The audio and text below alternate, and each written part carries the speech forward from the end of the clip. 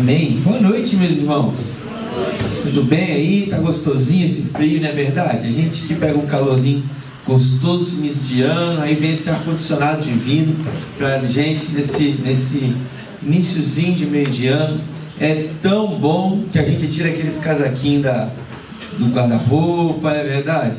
Aquele ventinho fresco que tem aqui na praia começa a ficar um pouquinho mais gelado, né? Mas é maravilhoso porque a gente tem certeza de que tudo aquilo que vem sobre nós é fruto da bondade e da graça de Deus, né? Você levantou bem hoje de manhã, um pouquinho só mais de mau humor, na verdade, mas não é que está de mau humor, é que ainda não acordou 100%, na verdade, e aí vai recarregando o sistema até a gente entrar bem. Mas vai chegando esse finalzinho de dia, eu tenho certeza de que o grande dia que Deus preparou para você, que foi esse dia hoje, tendo tido muitos desafios, ou sendo um dia até um pouco mais tranquilo, vai ser coroado com a glória de Deus sobre a sua vida. Amém? Você crê nisso? Que vai ser uma noite poderosa do Espírito Santo com o seu coração? Já está sendo, mas eu creio que o Espírito Santo ainda guardou coisas muito grandiosas e preciosas para nós. Então, sem falar mais tanto, eu quero pedir para que você abra a sua Bíblia, a Palavra de Deus, em Romanos capítulo 6.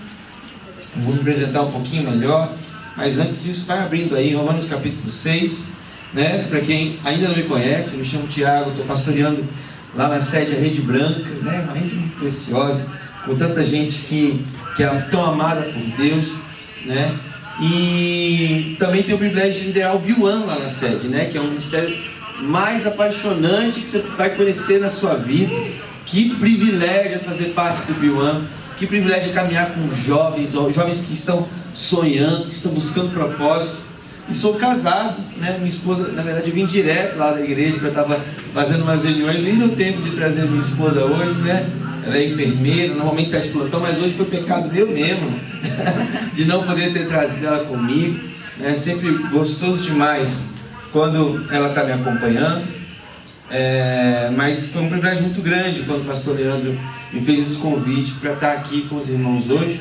Hoje ele está visitando um GS, se não me engano, não sei se é uma multiplicação, né? Mas ele falou: pastor, vai ser tão bom lá o GE, nós estamos com tanta expectativa do que Deus está fazendo na igreja. E o privilégio ainda, né, para mim, receber esse convite, estar junto com os irmãos. Então, eu quero ler com vocês a palavra de Deus em Romanos capítulo 6. Romanos capítulo 6, a partir do verso 1 até o verso 14. Diz o seguinte: que diremos então? Continuaremos pecando para que a graça aumente? De maneira nenhuma. Nós, os que morremos para o pecado, como podemos continuar vivendo nele? Ou vocês não sabem que todos nós, os que fomos batizados em Cristo, fomos batizados em sua morte? Portanto, fomos sepultados com ele em sua morte, por meio do batismo, a fim de que, assim como Cristo foi ressuscitado dos mortos mediante a glória do Pai, também nós vivamos uma vida nova. E se dessa forma fomos unidos a ele semelhante à sua morte, certamente seremos também a semelhança da sua ressurreição. Pois sabemos que o nosso velho homem foi crucificado com ele, para que o corpo do pecado seja destruído, e não mais sejamos escravos do pecado. Pois quem morreu foi justificado do pecado. Ora, se morremos com Cristo, cremos que também com ele viveremos. Pois sabemos que, tendo sido ressuscitado, Cristo não pode morrer outra vez, e a morte não tem mais domínio sobre ele, porque morrendo, ele morreu para o pecado de uma vez por todas, mas vivendo, vive para Deus. Da mesma forma, considerem-se mortos para o pecado, mas vivos para Deus em Cristo Jesus. Portanto, não permitam que o pecado continue dominando os seus corpos mortais, fazendo que vocês obedeçam aos seus desejos. Não ofereçam os membros do corpo de vocês ao pecado como instrumentos de injustiça. Antes, ofereçam-se a Deus como quem voltou da morte para a vida, e ofereçam os membros do corpo de vocês a Ele como instrumentos de justiça, pois o pecado não os dominará, porque vocês não estão debaixo da lei, mas debaixo da graça. Amém? Vamos orar mais uma vez, agradecendo a Deus esse texto, pedindo revelação ao Espírito Santo. O Espírito Santo de Deus, revela-nos a Tua palavra, sobre o qual nós somos tão gratos. Quando simplesmente nós lemos a Sua Escritura, nosso corpo já começa a se sentir livre. Quando simplesmente lemos a Sua Santa Escritura, os nossos olhos começam a ser abertos e todas as algemas caem das nossas mãos. Obrigado pela Tua palavra, e corte-nos profundamente com essa Sua espada de 2 gumes, separando aquilo que é Teu daquilo que não é Teu, e nos dirigindo ao Teu caminho, em nome de Jesus. Amém. Amém.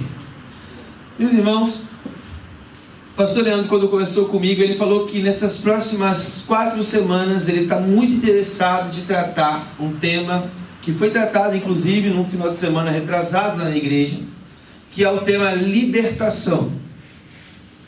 Falar de libertação é um tema que realmente traz para a gente, para alguns talvez vai trazer um certo medo, outros vai trazer, nossa, então agora sim eu vou compreender essa temática e vou poder aplicar o que a Bíblia diz acerca disso na minha vida e vou poder viver princípios de Deus. Então eu quero, antes de começar essa palavra, eu quero desafiar você, se há pessoas no seu convívio, no seu relacionamento, até mesmo cristãos ou até mesmo não cristãos, que você tem percebido que tem vivido debaixo de algum tipo de opressão, que tem vivido debaixo de algum tipo de aprisionamento, ou até mesmo de possessão demoníaca ou maligna, eu quero te desafiar a algo. Primeiro, eu quero que você comece a orar e jejuar para essa pessoa.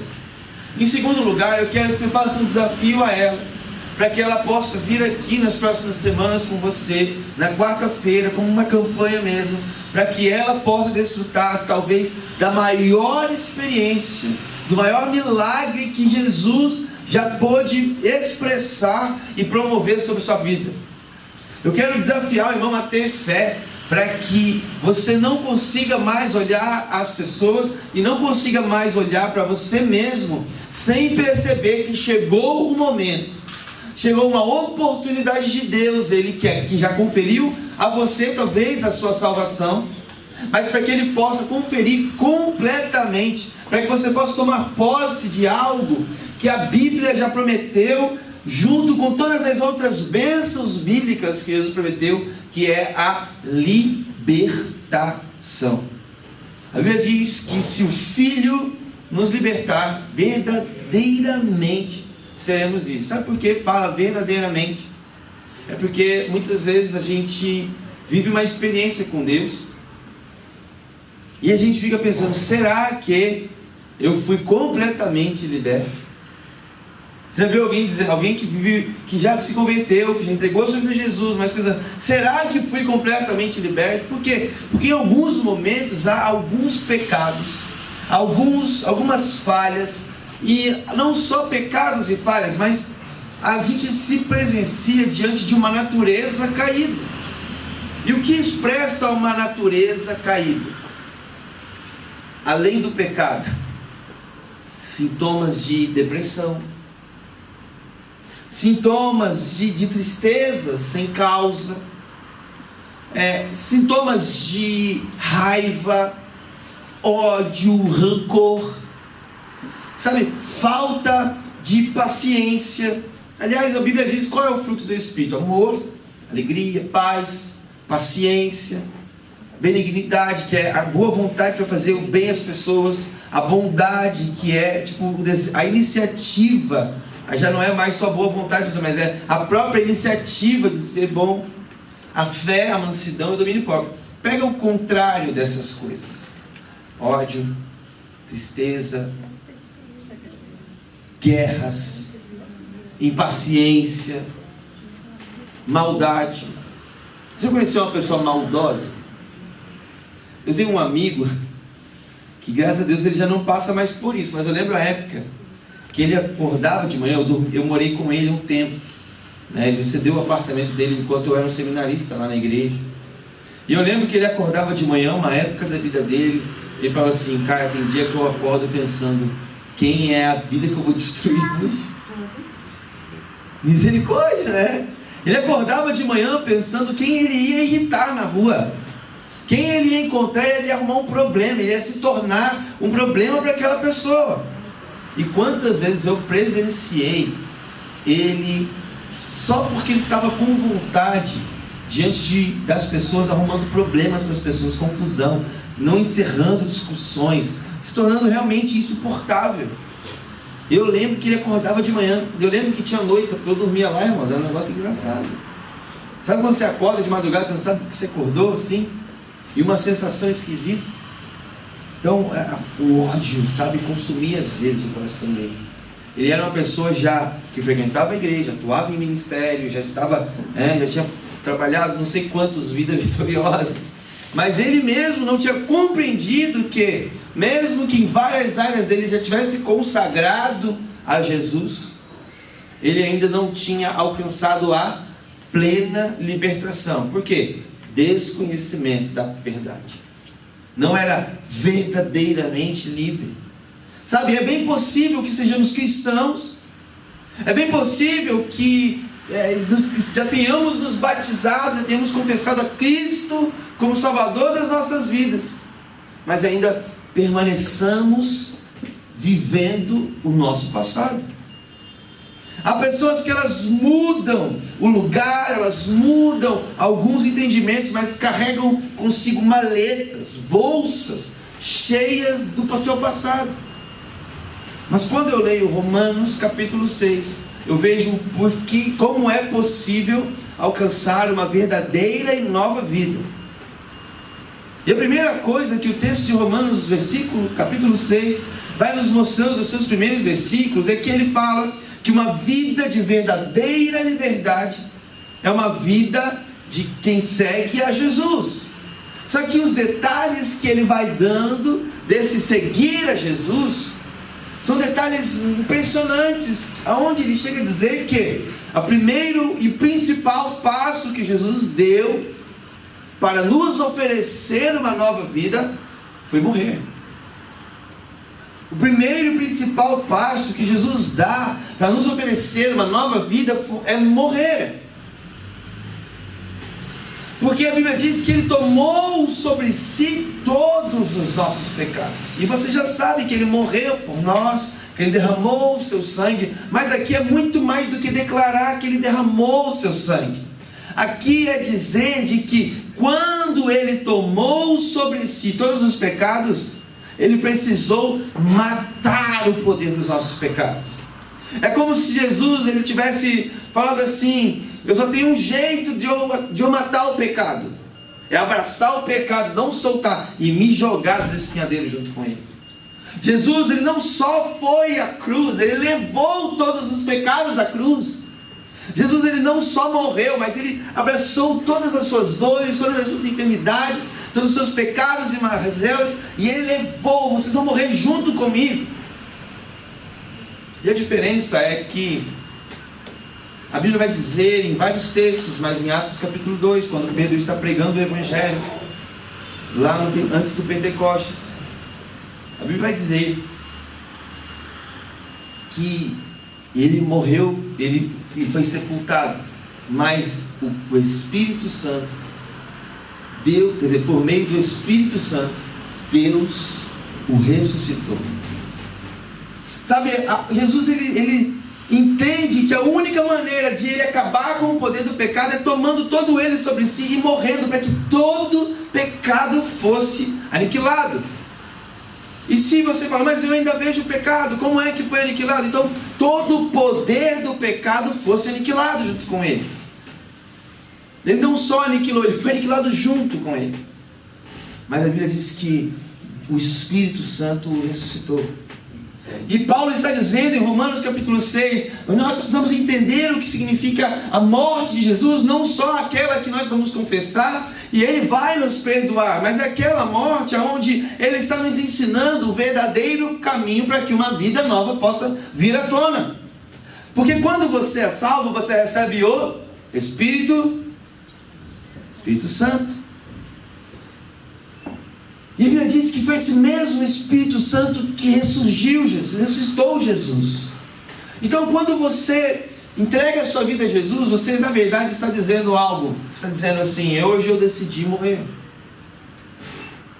Quando você entrega a sua vida a Jesus, é mais do que receber uma esperança. É você dizer, não é que agora eu estou aderindo a uma nova religião, não é que agora eu estou achando bom andar com Jesus, e eu estou clamando que o Espírito Santo dele venha. Eu estou analisando a minha vida, eu estou visitando a minha história, eu estou percebendo quem eu fui até este dia, vivendo longe de Deus.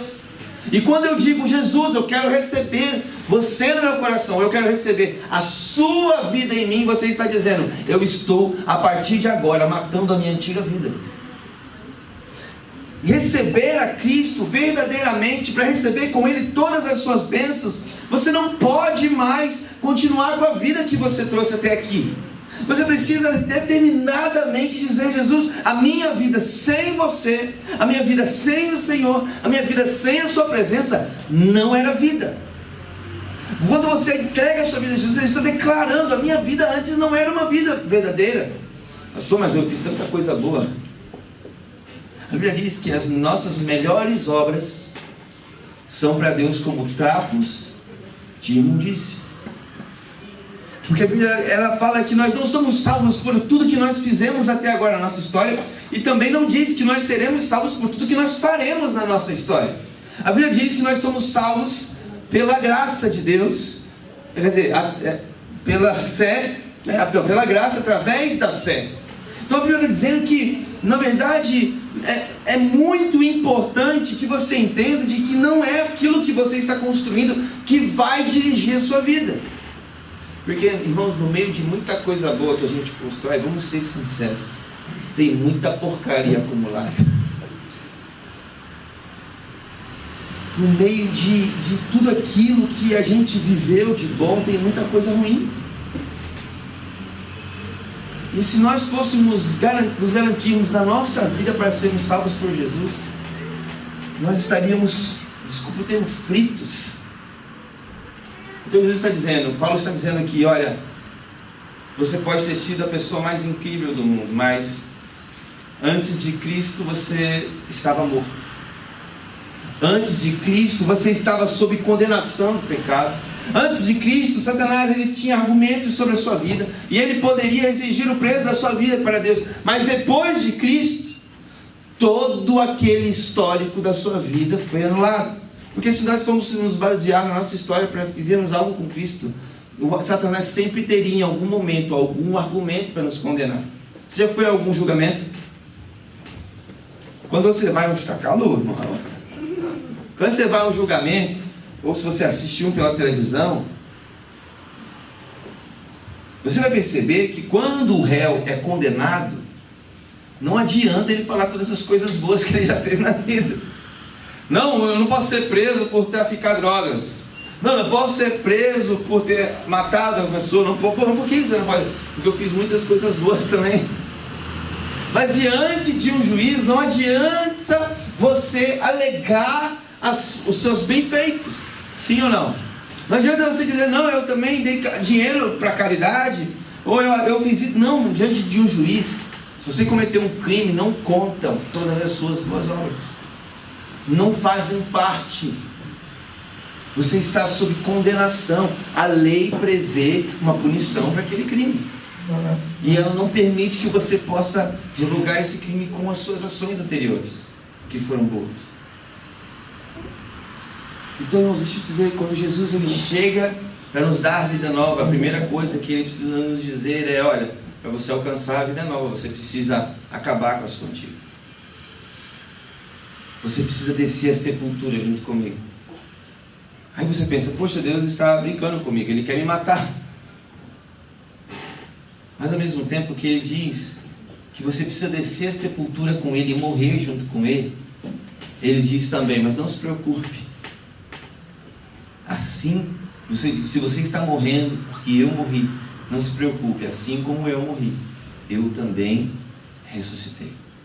Irmão, se você já se batizou aqui, eu quero te dizer uma coisa, o seu batismo não foi um momento emocionante, apesar de ter sido emocionante aquele dia. O seu batismo é muito mais do que um momento emocionante, onde você lembra que você aceitou Jesus. O nosso batismo é um marco do dia, aonde nós dizemos diante de todo o mundo, de todas as pessoas, que não é só aceitar uma nova regra de fé, é dizer, Deus, eu agora estou vivendo uma verdadeira vida. No seu batismo você deixa uma vida ali atrás. Você deixa um passado ali atrás. Você deixa uma história sem Deus para trás. Porque o grande pecado não são as falhas que você cometeu durante a sua jornada. O grande pecado é ter vivido uma vida sem Deus. O grande pecado é ter vivido uma vida sem um relacionamento com o Espírito Santo. Eu quero te dizer, viver uma vida sem Deus é algo completamente arriscado. Viver uma vida sem Deus é algo que você fala, poxa, mas o que muda? É só agora eu converso com Deus. Não, viver uma vida com Deus é morte.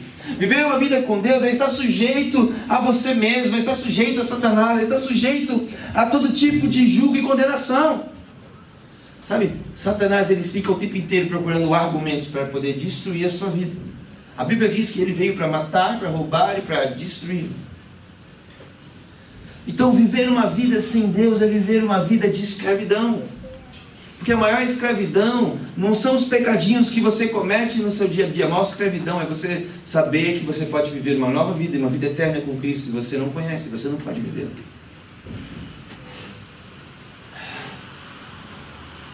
E viver debaixo do domínio do pecado não é simplesmente viver cometendo as falhas que você sempre cometeu, ou cometer novas falhas, ou cometer falhas intermediárias.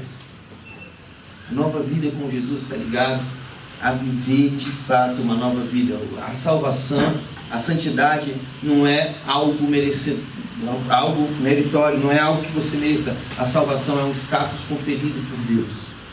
A salvação ela é muito mais a santidade é muito mais do que o fato de você se esforçar para que Deus te ache santo. A santidade é um selo de Deus que foi colocado em você. Porque a palavra santidade não significa ausência de pecado, ela significa separação. Sabe quando Jacó ele separa os novilhos, os cordeiros lá com o seu tio Labão? Você não conhece essa história, né? Há uma história no Antigo Testamento onde Jacó ele estava sendo abençoado por Deus e o seu tio estava querendo enganá-lo. E aí porque ele estava prosperando muito, e o seu tio falou: se nascer ovelha malhada, a ovelha é sua; se nascer ovelha branquinha, a ovelha é minha. E aí começou a nascer ovelha só malhada. E aí o tio dele começou a ficar irritado, falou: o que está acontecendo? Porque Deus deu umas dicas para ele estender a vara, e aí nasceriam ovelhas da maneira que ia beneficiar Jacó. E de repente Labão fala: não, para, vamos inverter. Aí ele inverte, e começa a acontecer? Começa a nascer ovelha invertida. Sabe? E é interessante de que santidade é isso, é quando você vai separando aquilo que é de Deus e aquilo que não é de Deus. Quando você se torna santo em Deus, na verdade Deus está falando assim: não importa se você é o melhor, se você só acerta, se você é isso, se você é aquilo, se você tem talento, se tem habilidade, se você lê mais a Bíblia, se lê mais a Bíblia, não importa. O que importa é que a partir de agora eu separei você para mim. Santidade é viver dentro dos braços de Deus. Santidade é viver acolhido pelos braços de Deus. E quem vive acolhido pelos braços de Deus? Aqueles que morreram com Ele e nasceram com uma nova e ressuscitaram junto com Ele. Porque o versículo 14 vai dizer: o pecado não dominará mais vocês, porque vocês não estão mais debaixo da lei, mas debaixo da graça. Eu não sei se você conhece bem a história de Moisés, o libertador do Egito. Todo mundo conhece, né? Tem até filme. Mas se você reparar na história de Moisés, ele vem lá, chamado por Deus, enfrenta tudo que enfrentou, morou no deserto, ficou com medo de enfrentar o faraó, mas depois ele chega lá, enfrenta o faraó, vem as 10 pragas, e Deus testifica contra aquilo. E olha que interessante. O povo, por que Moisés enfrentou o faraó e o Egito? Porque o faraó e o Egito estavam fazendo o que com o povo de Israel? Escravizando. Faraó e o Egito significavam o povo de Israel escravizado. E quem é o povo de Israel? O povo de Deus. Primeira coisa que eu queria dizer para você é que Deus não tolera ver seu povo escravizado. Sabe, às vezes você pode estar sentindo: pastor, eu às vezes me sinto escravizado por algumas coisas da minha vida, por um sentimento de depressão, por uma vontade de morrer. Eu me sinto escravizado por um pecado, por pornografia. Aliás, pesquisas dizem que 50% dos homens, pelo menos, são escravizados por pornografia. Tem um pastor, o pastor Ibiúba, ele já veio pregar lá na igreja, ele falou que 99% dos homens têm problema com masturbação. E 1% é mentiroso. Mas é mentira, não é verdade. Eu conheço pessoas realmente muito especiais assim e tal, dizendo que nunca tiveram problema com as coisas na vida. Mas brincadeirinhas à parte, é como se Deus estivesse dizendo: eu não vou tolerar que o meu povo fique escravo de nada. Você pensa que a natureza caída do homem é só em relação ao pecado, irmão? Você percebeu que a gente se sabota o tempo inteiro? Você já percebeu que às vezes a gente tem vozes dentro da gente que nem estão mandando a gente cometer um erro, nada disso, mas elas simplesmente nos impedem de ser o que Deus quer que a gente seja? Você já percebeu que mesmo que você não peque, às vezes você não tem boa vontade para fazer coisas boas? Você já percebeu que você fala assim: eu vou assumir um voto com Deus, eu vou abençoar a vida. Chega no dia da preguiça, irmão. Tudo isso são situações onde nós vivemos às vezes escravizados.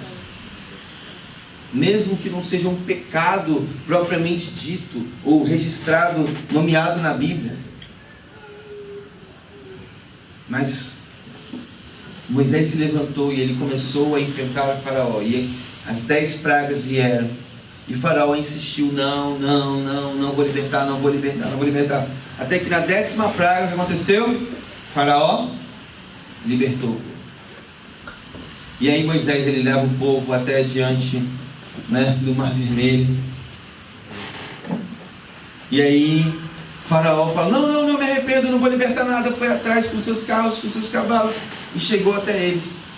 E para poder os prender novamente, ou até mesmo os matar como forma de vingança por terem morrido, inclusive todos os filhos mais velhos do Egito.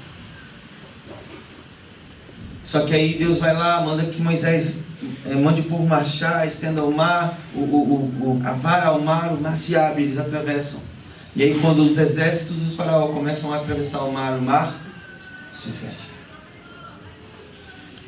Sabe o que está dizendo aqui em Romanos, versículo 14? Quer dizer, capítulo 6, versículo 14. A mesma coisa que Deus estava dizendo para o seu povo lá no Egito. Olha, vocês foram escravizados até aqui. Vocês estavam presos até aqui.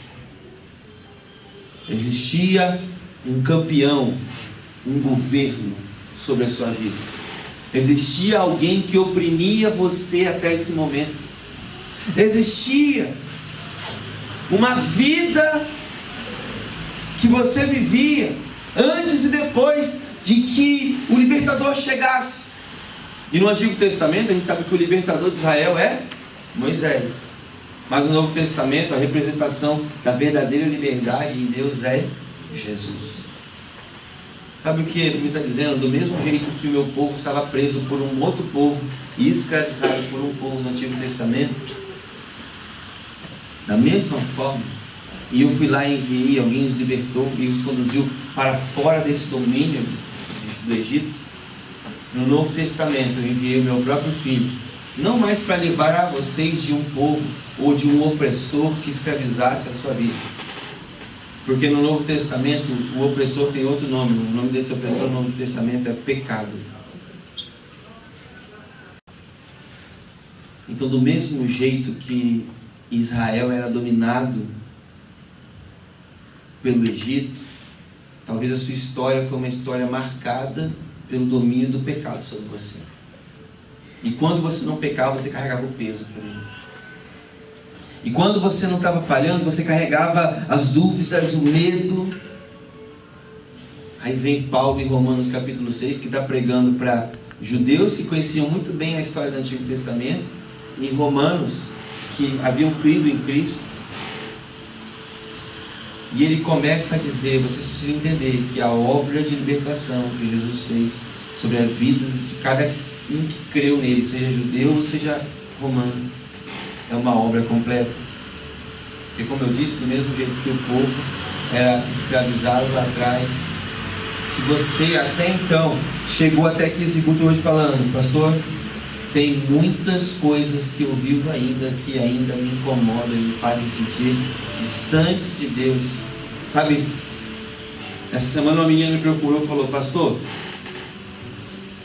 cara, eu estou muito presa. Eu falei: caramba, você está muito presa? Eu estou muito presa. Eu falei: o que houve? Aí ela começou a me contar a história dela. Ela me contou que à noite no interior ela tinha ido para uma vigília e ela tinha até ficado possessa lá. E aí oraram por ela, foi livre. Na verdade, existe uma grande diferença entre expulsar demônios e libertar pessoas. Expulsar demônios é dar uma ordem: sai em nome de Jesus. Ele vai se rebater, vai se remexer e vai sair. Você precisa dar ordem uma vez, o resto é rebater que vai sair. E libertar não é a mesma coisa que falar sai. Porque é interessante como Moisés avisava o povo: vamos embora.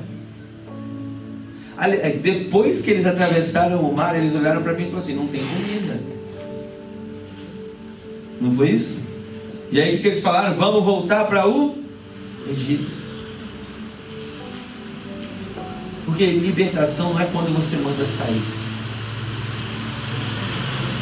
Libertação é quando você compreende de que você não pode mais querer viver uma vida que já morreu. Libertação é a compreensão de que o pecado é seu passado.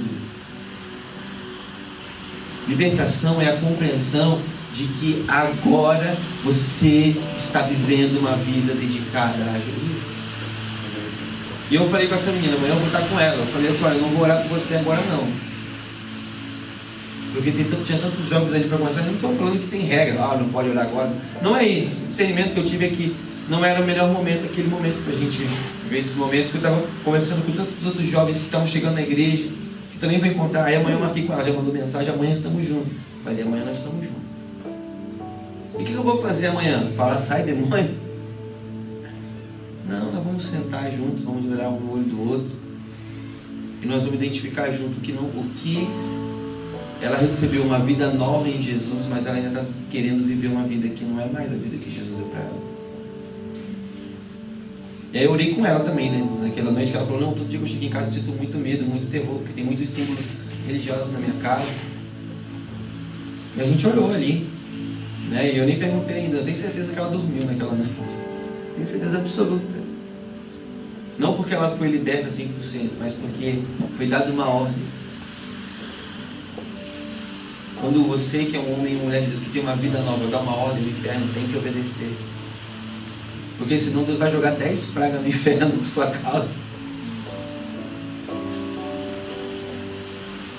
Então você tem poder em Deus para caminhar na direção da liberdade.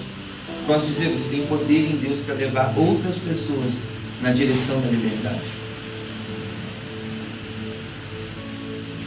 E Deus está comprometido a atropelar o inferno por causa de você. Só que você precisa entender que a verdadeira libertação não é caminhar só, não é só morrer para a vida antiga, é nascer para a nova. E começar a falar a vida antiga, está na hora de os seus desejos começarem a morrer. Mas deixa eu falar uma coisa, o cristianismo é todo sobre consciência e caráter. Todo. O cristianismo, eu quero encerrar com isso. O cristianismo é todo sobre consciência e caráter. Porque a palavra já foi lançada, e a palavra diz: o pecado não dominará mais a sua vida. Mas sabe qual é o nosso problema na vida cristã? É que nós não tomamos consciência das verdades que a Bíblia já nos deu. E nós sempre tratamos os nossos pecados como queda. Eu tenho uma raiva, irmão. Ai, caiu em pecado. Não caiu em pecado nada. Que caiu em pecado? Esse negócio de cair em pecado não existe, irmão. Sabe o que existe no cristianismo? Consciência e caráter. Por que você não para de dizer que caiu e começa a falar assim: eu estou desviado no meu caráter. Eu estou vivendo a vida morta ainda. Eu não estou vivendo como quem ressuscitou.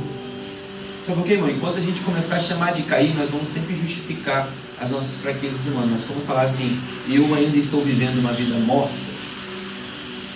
Eu ainda estou vivendo como quem não ressuscitou. Eu ainda estou com o meu caráter ferido. Se você reconhecer que é problema no teu caráter, sabe o que vai acontecer? O diabo vai perder os argumentos contra a sua vida. E você vai começar a tomar uma posição firme em Deus. Deus, a partir de hoje eu vou ser fiel. Irmão, imagina que cada vez que eu traísse a minha mulher, eu falasse: ih, caí.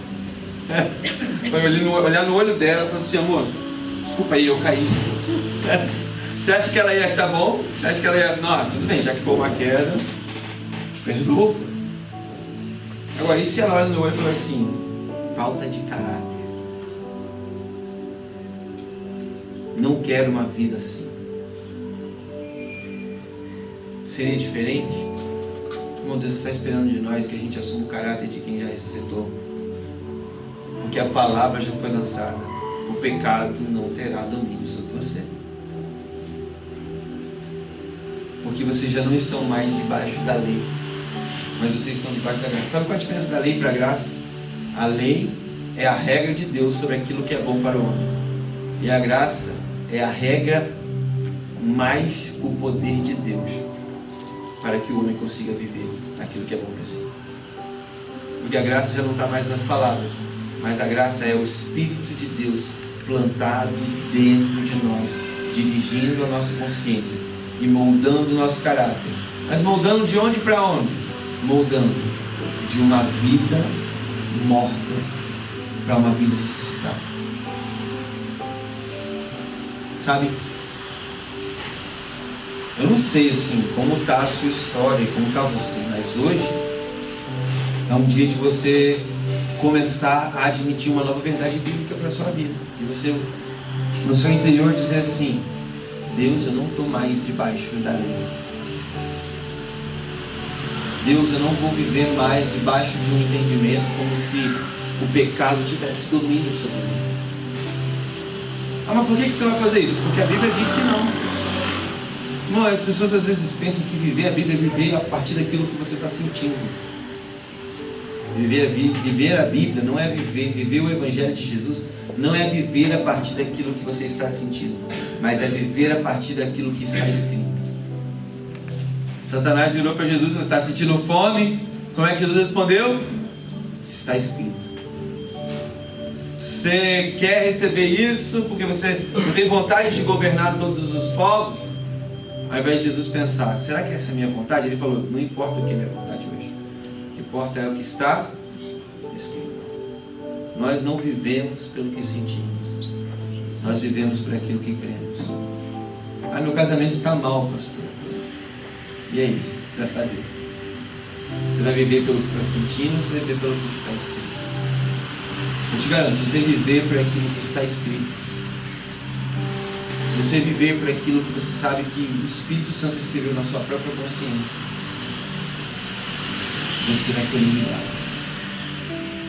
Você vai sair daquela vida morta que o diabo está tentando fazer você voltar para viver plenamente uma nova vida e ser levado com abundância para a terra que emana leite e mel. Todo mundo que sentia saudade do Egito, sabe o que aconteceu? Morreu no meio do caminho. Na sua vida cristã, se você não entender de que você tem uma nova vida em Jesus, você corre o risco de morrer no meio do caminho. Mas fique tranquilo, você já não está mais debaixo da lei. Mas Deus deu poder a você para chegar até o final da sua jornada. Não desista. Não deixe o diabo imprimir em você os vestígios do seu passado. Mas toda vez que o diabo começar a tentar te fazer voltar a uma vida passada, você se aprendeu. Você pode até tentar me enganar e eu posso até estar sentindo uma coisa por causa do que você está falando. Mas essa coisa não tem mais domínio sobre a minha vida. Quero orar com você, onde você estiver, e fica de pé.